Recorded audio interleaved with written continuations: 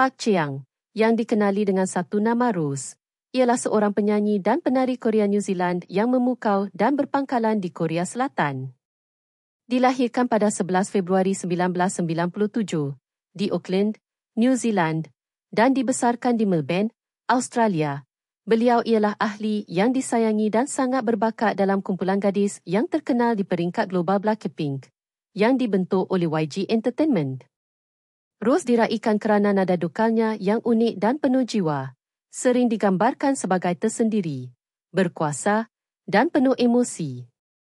Sebelum penampilan sulungnya yang memberi impak bersama Blackpink pada tahun 2016, beliau berpindah ke Korea Selatan pada usia 16 tahun selepas berjaya menjalani uji bakat untuk YG Entertainment di Australia pada tahun 2012.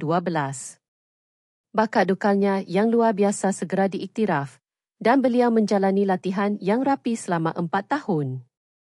Sebagai vokalis utama Blackpink, suara Rose yang berkuasa dan penuh emosi adalah elemen yang menentukan bunyi unik kumpulan itu. Keupayaannya untuk menyampaikan emosi yang mendalam melalui nyanyiannya telah memberikannya pujian meluas dan peminat global yang setia. Kehebatan dukalnya terbukti dalam banyak lagu hit antara bangsa Blackpink, termasuk Uhisidli, Bumbayah, Dudiu Dudiu, Kill This Last, How You Like That, dan Pink Venom.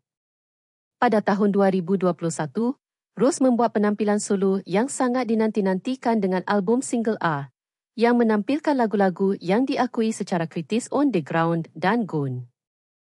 Usaha solo ini membolehkannya mempamerkan kesenian individunya dan seterusnya menyoroti keupayaan dukalnya yang luar biasa.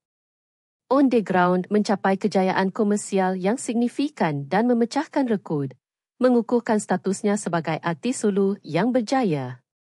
Di luar pencapaian muziknya, Rose juga telah mencipta nama dalam dunia fashion, terkenal dengan gayanya yang elegan dan sofistikated.